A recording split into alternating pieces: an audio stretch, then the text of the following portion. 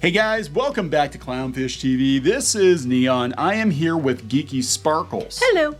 And it's time for what is becoming the daily dose of dismal He-Man. I guess. I don't know. Actually, this isn't a dismal video. We're going to talk about an article that popped up on IO9. Well, the site formerly known as IO9 has been rolled into Gizmodo because they're not important enough to have their own top-level URL anymore.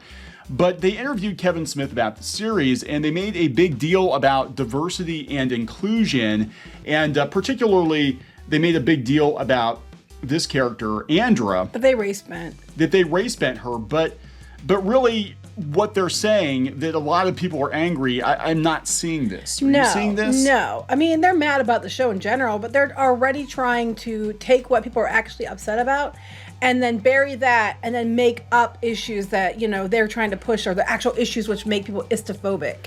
And that's what they're running with. So the focus of this video isn't really going to be about the show itself. The focus of this video is going to be about how the media takes things that are said and twists them. And in a lot of ways, they don't do the people behind the shows any favors. They don't do the fans any favors, and they don't do themselves any favors because people don't trust these media outlets. No, they're just trying to get clicks. That's what this is about. So we're gonna be fair. We're gonna be objective. We're gonna talk about it here on Clownfish TV. Before we get into it any further, please subscribe for more pop culture news, views, and rants, guys. We're almost, oh my God, we're almost to 200,000. I know, we have no idea what we're gonna do, but yay! We gotta think about it for a week or so, but yeah, I think we're gonna hit 200,000 within the next day or two. Oh, I can't. That I just looks like, wow, to be the case. thanks. So, thank you for the support. So just a really quick recap of where we're at with Masters of the Universe Revelation. This is a continuation of the original He-Man, with Kevin Smith being heavily involved in it.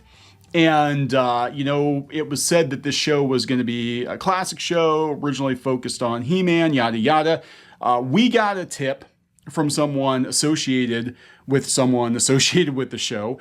And they said, no, actually, it's going to focus on Teela. Then it was seemingly confirmed at PowerCon. They had a slide. Well, actually, the PowerCon slide was first. Oh, yeah, it was. But we didn't see that. We actually didn't see that. And then we're like, no. This is what, this kind of, you know, confirms what they were saying at PowerCon. And then, you know, the crap hit the fan. Yeah, Kevin Smith responded on Twitter, said, no, it's your information's wrong. Your insider's faux insider. I'm like, no, actually, no, they're not. but you know, and things kind of died down for 6-9 months. Now that they're doing the promotional push for the show, it turns out the show is actually seemingly going to be mostly about Teela. The new write-up is about at least the first arc, because he won't release the second, you know, season 2, which is, they're like 5 episodes. Synopsis, because, the first one's going to impact the second one. But what the first one is talking about Teela. So if that's the synopsis for the first 5 episodes, then we already know it's going to be Teela focused. Because it says so. And just a side note, this is the picture they're using, by the way, on Netflix to promote the show. They are, yeah. So that's not really, I mean, for a show that's supposed to be about He-Man, and they focused heavily on He-Man in the trailer, you know, showing shaved head Teela and Andra. Yeah, they don't show that. They show the picture. But one thing I want to say real quick is, you notice how, look, Andra's allowed to have boobs, and Evil Lynn's allowed to have boobs, but Teela's not allowed to have boobs. She's got the power. I'm just like, look, boobs. We can't see those boobs. Hide the boobies. You know, I don't Hide the boobies. I don't get it. I'm just like, what's so wrong with having boobs? I'm tired of being a girl and being told that my boobs are problematic. I mean, I think you'll find a lot of people, male and female, don't think boobs are problematic. But anyway, back to the point. So the point of this being is that there's a lot of chatter about the show now as Kevin Smith goes on his media tour. I don't know why, but I thought you were going to say chafing. There's a lot of I'd like to think of chafing, and now you said chatter. Not as much chafing, no, because everybody's wearing khakis and t-shirts and lots of body armor. I don't know. I'm thinking some of this stuff would chafe. Anyway. So this article. Okay, this was an interview. Now I'm going to tell you straight up that, because we're being fair, that not everything Kevin Smith said was bad. Actually, he was pretty diplomatic for most of his answers and not incorrect on most of the answers. But we're going to talk about that a little bit. But what we're focusing on is the stuff that basically the writer had inserted into what he's saying, into Right. the article to try to drum up issues. And this is very similar to the article we talked about the other day on the Mary Sue, where they tried to drum up drama around the race swapping of Velma. And here's the thing. Velma had already been race swapped like 10, 12 years ago. And nobody cared. Nobody cares. You know? So they're trying to make it out. So basically what they're doing in both these articles is maybe one or two people they saw on Twitter had a hissy, and now they're trying to paint everyone with that brush to try to take the attention off the fact that white people are actually mad, and then make it about something else. And they're already starting, well, if you don't like the Tila show, it's because you're phobic. I'm like, or you're a misogynist or whatever. And I'm like, no, you know what? If you'd just been up front and said, hey, we're doing a show that's going to focus not just on He-Man, but other characters, people wouldn't have been upset. Yeah, I mean, the way to approach it, again, my point of view would have been like, yeah, we're going to do a sequel to Masters of the Universe, but what if Skeletor won? Right. What would happen to the rest of the Masters of the Universe? Right, and we're gonna, talk about it. We're not getting rid of He-Man, and they better, and we don't know. He-Man's still gonna be coming back in the show and everything, and he better. But they could have been upfront about it. But what's even to me as a woman, what's more misogynistic and douchey is the fact that they were trying to do this, what everybody's calling a bait and switch, because they didn't think that these characters could carry a show by themselves because they weren't He-Man. And you know what? To be fair, everybody got She-Ra. They already had a She-Ra show. It was shit, but they got it. People went asking for the He-Man show, and they said they wanted He-Man. They didn't want it to be the Tila show, and everybody knew that. So they knew there was going to be problems. Why do it in the first place? Why lie about it in the first place? Why set it up this way in the first place? Well, we already know the answer. No, I'm just saying. Yeah. But not all his interviews, he says there are things that are wrong. No, and I'm going to go on record as saying, because people keep saying we're saying a lot of things that we're not saying. Yes. We've said since the beginning the show will look good because we know the studio working on it, Powerhouse, and they do Castlevania, and they do very, very, very good work. So it's going to look good, and the show might not be bad. I mean, this might actually be an interesting storyline. What gets us is the unwanted media attention that we got. Now, again, to go back to the media, we had a very brief exchange with Kevin Smith on Twitter. The media ran with that. And they actually turned it into a much bigger deal than it was. Well, if you recall, too, one of the outlets had run something, too, saying that, basically like what we had said. But they said, oh, look, here's in the write-up, or they said something else, and then they had to take it back. Screen Rant. One of them It was ran Screen it. Rant. They actually found that slide, They didn't get any shit for it. No. They just threw it all at us. And then they eventually said, and then changed it. But when they said it was fine. But when we said it wasn't. Because I guess we're the wrong kind of voice. Because how dare we actually listen to fans.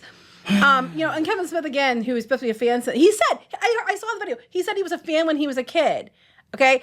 There was a video, and he said, I watched He-Man when I was a kid back in 81 and 82. Except He-Man wasn't out as a show. It had comics and toys, but it wasn't out as a show.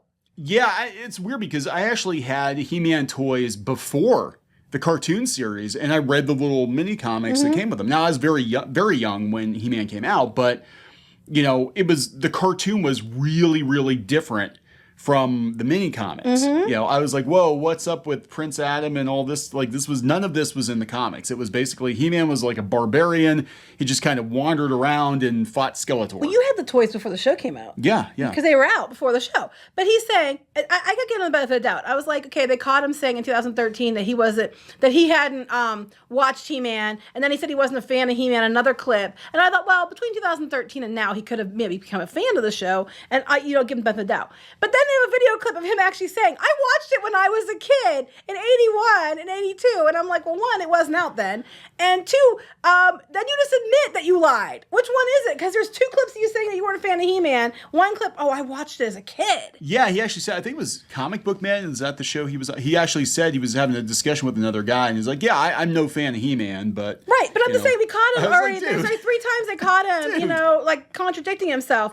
And that's okay. But we point out what a friend tells us with evidentiary support of the PowerCon slide, and we're the liars and terrible people. I'm just saying, that again, is the issue. Pot or kettle, we already know you got the pot, so I'm the kettle. He's got a lot of pot. I know, that's why I'm the kettle. Plus, I sound like a kettle, I'm a kettle. Anyway, so we're going to talk about this, though, because I actually do think that Kevin Smith was being careful in what he said. And of course, this being, IO9 Gizmodo, they're going to take what he said, editorialize it, and turn it into a weapon to attack the man babies. Okay, so let's go through what he said and then what they said. All right, so the article from IO9 is how Masters of the Universe Revelation updates He-Man for 2021. Updates, you know what that means. Updates it. You don't know what updates means, don't you? That means race bending, gender bending, hitting the certain check boxes. So anyway. They said the first thing you'll notice about the new Masters of the Universe show is that He-Man isn't in the title. The original 80s cartoon, it wasn't in the toy line either, by the way. The original 80s cartoon was called He-Man in the Masters of the Universe, as was the 2002 reboot, which everybody keeps forgetting. I know, and it was amazing. Go watch it. It was really, really good. Really good. It was that and Thundercats 2011, I thought were two damn near perfect reimaginings, reboots of beloved 80s. Respectful, and both of them got canceled before their time, unfortunately. Anyway, so the new Netflix version is named Masters of the Universe Revelation. That's not because He-Man isn't in it, of course. He is. But it speaks to how the Kevin Smith-led series will be more team-oriented than it originally was and more inclusive for 2021. I did not get that from the title. No. And you know what else? They keep insisting that the original, they did this with She-Ra too. Oh, it wasn't inclusive. Bullshit. Hell, wasn't the He-Man cartoons were done by a black man? The mini comics. The comics. Yes, I meant the comics. They were done by a black guy. There's a couple of black creators. There was a Filipino guy that worked on them. And I know the one creator, and I can't remember his name off the top of my head, but he actually made sure that in the comics, at least, the mini comics, there was more representation. They always had Asian characters, right. Native American. Well, not American because they're on Eternia, but you know what I'm saying. Like, indigenous. No, Queen Marlena. That's true.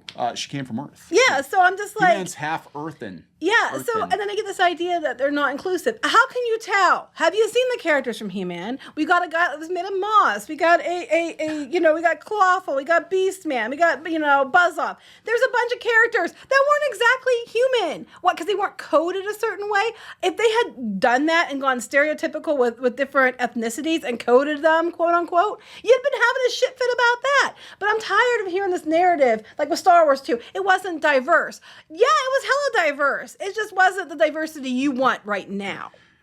The one thing I loved about the 2002 He-Man in particular is that it wasn't just like Skeletor had some randos working for him. Mm-hmm. They actually went in and they showed a lot of the different peoples of Eternia. They showed, where Whiplash came from. Right. They showed where, questions that like nobody was really asking themselves. They're just like, oh, he's just like a dumb lizard man or whatever. But they're like, no, they have a whole society. They have a whole thing going diversity on. Because Buzz you can't. Off and, yeah. I'm so tired of this whole idea that the only diversity we have can be cultures based on what we have here on Earth in a fantasy world.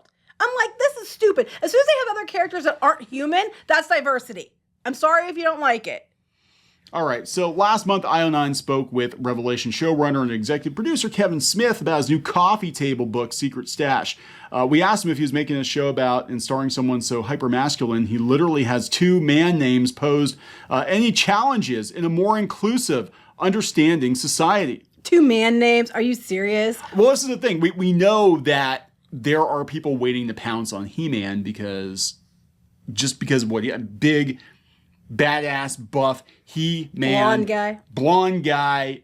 Everybody's waiting to pounce. We were like, when this was first announced, we're like, how in the hell are they going to bring back He-Man and make him look like a hero? And they won't. You notice how most fans and stuff don't have any problem with feeling that they were body shamed because of He-Man? I mean, I guarantee you most fans of He-Man don't look like him, and yet they're completely fine with it. It's physically impossible. I know. to look like He-Man. But it's okay. But if it's a girl version of a character, well, we have to make them this, that, or the other because, body positivity.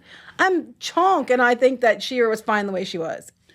So yeah, he was actually, I think, and this was last month. This was completely unrelated. So here comes IO9 sliding all up to Kevin Smith and being like, so tell us, Kevin, how are you going to handle this toxic masculinity character, this toxic man, baby He-Man? How are you going to handle that? Because we're in a diverse and inclusive world now, and he's just not very diverse or inclusive. How, Kevin? And we're going to write every damn thing down that you say.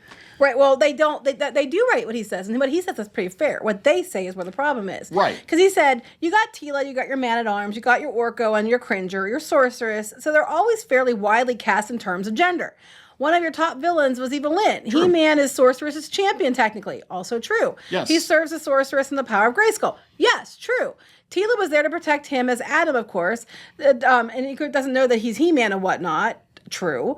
So we didn't feel going in like, oh man, now we got to explain what these cats did in the 80s. They actually did a pretty good job of explaining it themselves or making it at least boy and girl friendly. Gonna jump in here. That would be Filmation.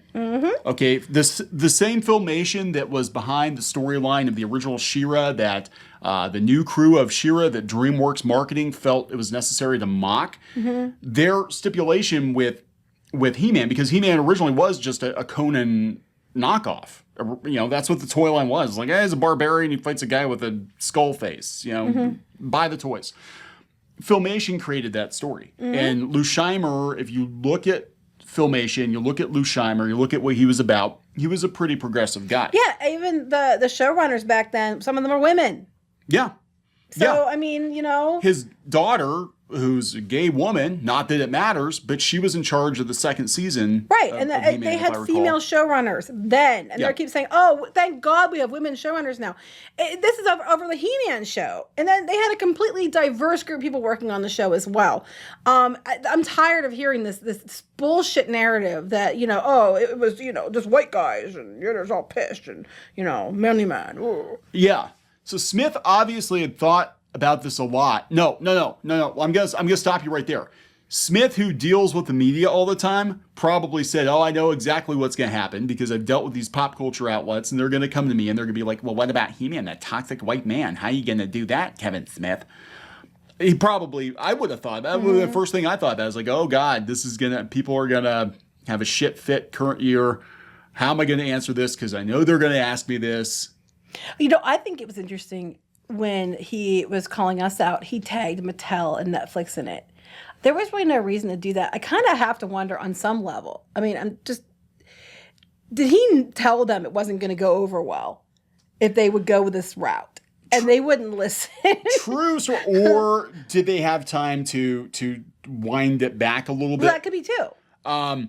So true story. And I guess it's been many years. I'll go down this hole again because we've talked about it in live streams and stuff. But so about 12, 13, it must have been 13, 14 years since the Transformers movie, the original Transformers movie was out. I had a blog.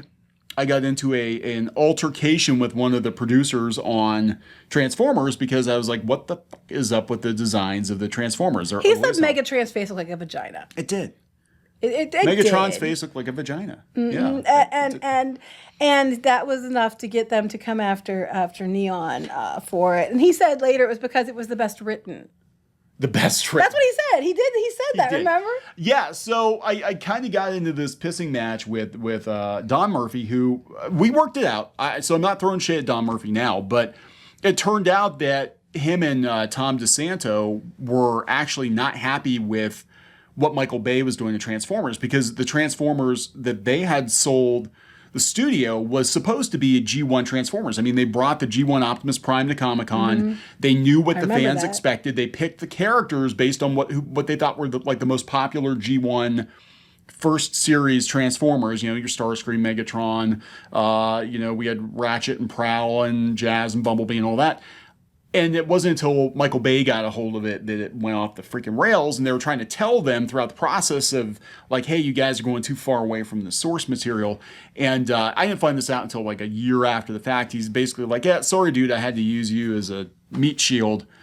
I'm like, yeah, okay, thanks. And by the way, I'm real. By the way, because you said your wife wasn't real. Oh yeah, I was a goat blowing idiot blogger, and my wife wasn't real. I am real high. Anyway, so this has happened before, but again, you know, if you want to work in Hollywood, you got to be careful what you're saying. You can't. Unfortunately, current year you cannot be overtly fan friendly because there's so many studios and media outlets out there that want to just tell the fans to go fuck themselves. I mean, it's overt. It used to be kind of like back channel, they'd make jokes and be like, "Oh God, the fans, what are we gonna do?" But now it's just like, "Yeah, fuck you, fans." Yeah, and then Yeah. when the fans say "fuck you" back, sorry, mom, and they lose money, then they turn around and try to call and mock and make names because it's never their fault. It's always everybody else's fault.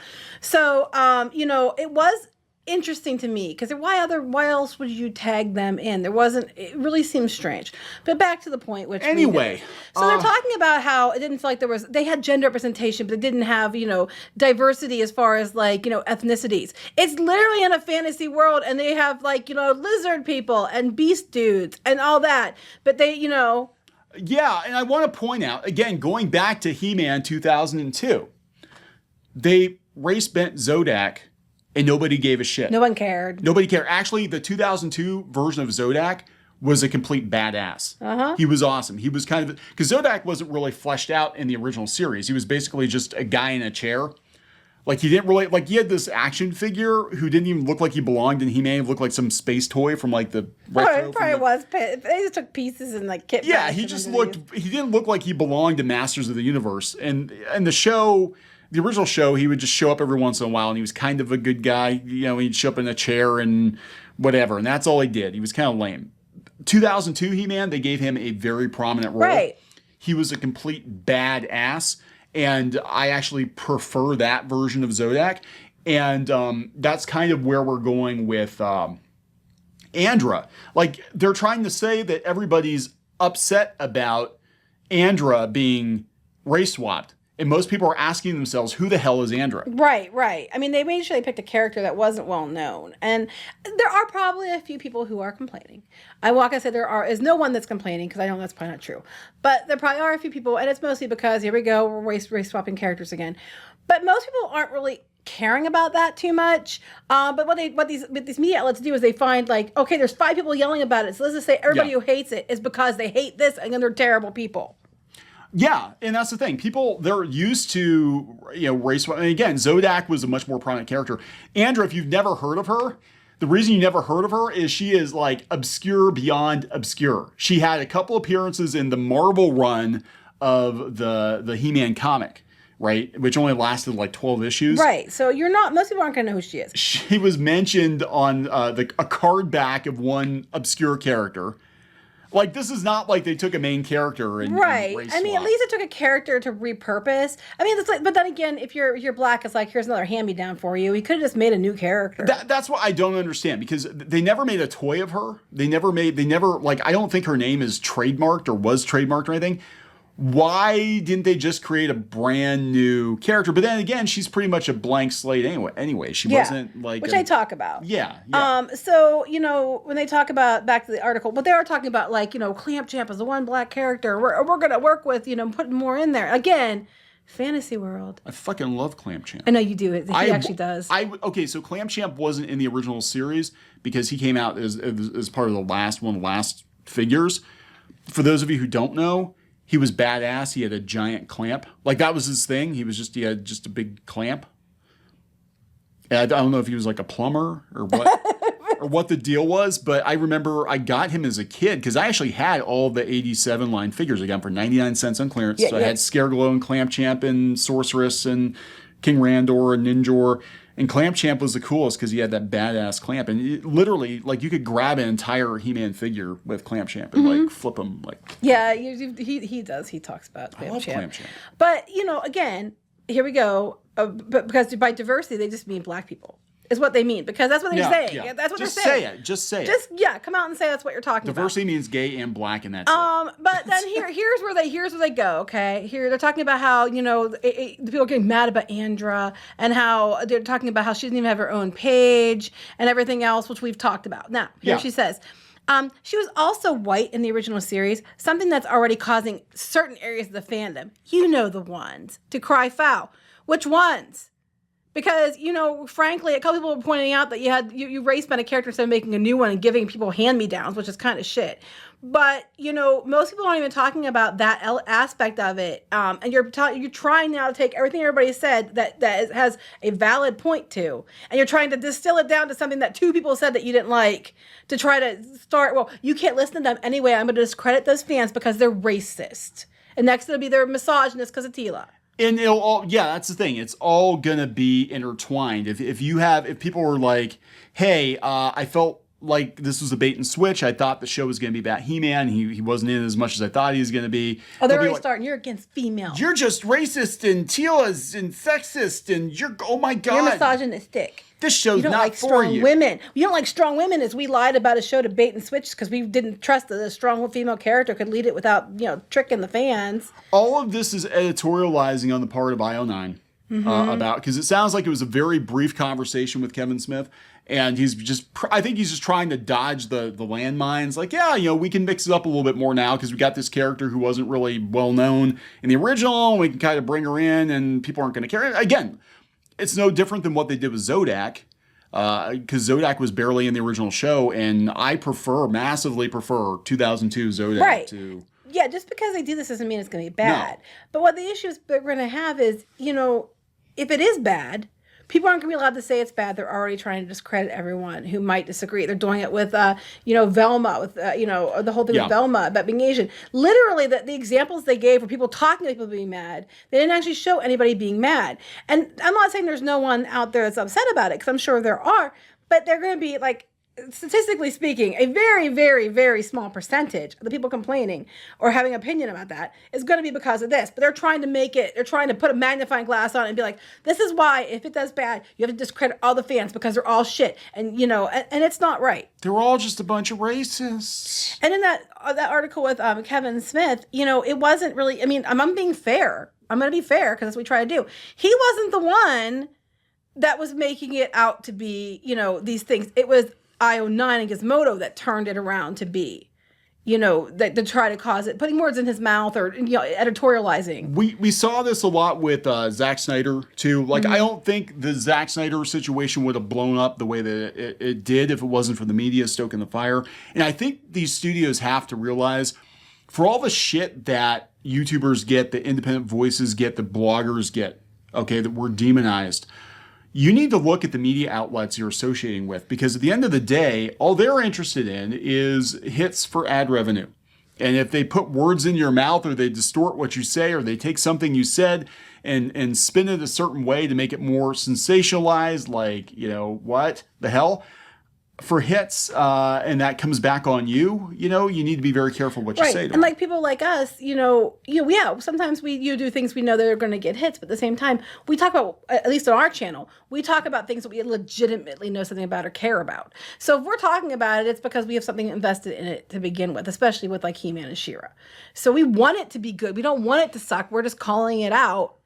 Yeah, I was saying yesterday on Twitter, I said that, we would grow a lot faster if we put out 3 times the content and we got way spicier. But I'm like, and I'm not, look, I'm not throwing shade at other YouTubers, but I will say there are some channels out there that churn out a lot of content, and I think they same for media outlets too. Right. I don't think they're as knowledgeable about what they're talking about as they should be, but they're just like, I got to crank out 5 or 10 videos. And I have to hate on things just because. Yeah, sometimes things are good.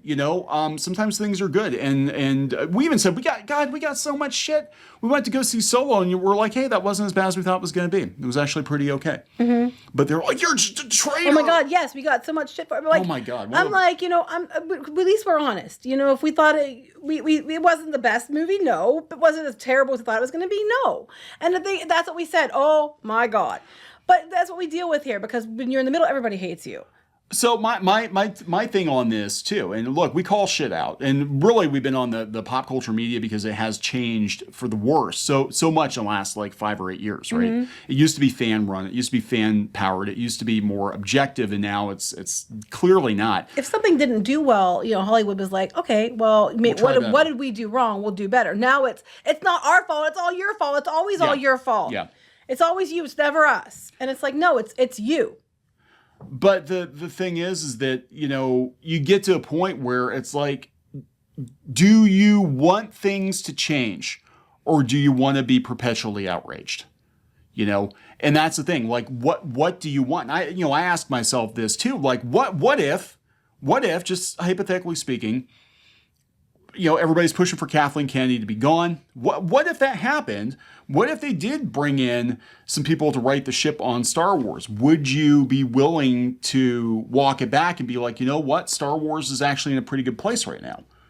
I would. Just in general. We can admit that now. And we do. Like, if something is good, and we'll come out and say, surprisingly, it was good, but a lot of places don't. But that's getting off the topic completely here. It is. But I think it's, where I'm coming from, though, like with YouTube and with the news outlets, is they're looking for outrage. As much shade as they're throwing at YouTubers, they are looking for outrage where there really isn't any. Well, it's not just that, because there's plenty of reasons. They already have plenty of reasons that are legitimate things people are mad about.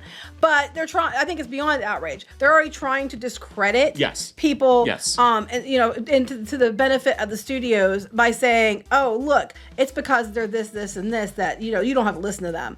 It's not because what the real reasons people are upset are. It's not because the studio did wrong. It's not because Kevin Smith said, and he had this on video, that I was a fan of He-Man since I was a kid, on one breath, and on two other clips talking about how he never was a fan of it, or he didn't really watch it, or other clips. That's not a good look. And he might have said okay things on this article, but there still is out there that he lied about those things. And that's just what makes me mad. Like, while you're throwing shit at people like us, like Kevin Smith specifically, he's gone and said rumors all the time that turn out to be not true, and that's fine. He flat out lied on camera, and that's fine. But we say, hey, we're hearing this and we're hoping it's not true because we want it to be good, and we're the devil. Still hoping it's good.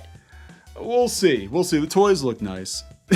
I'm still hoping it's good, but this image doesn't give me much assurance. It looks like Korra knockoff, honestly. Yeah, so I guess we're gonna wrap this one up. Yep. All right, so please subscribe for more pop culture news, views, and rants, guys. We'll talk later. Bye.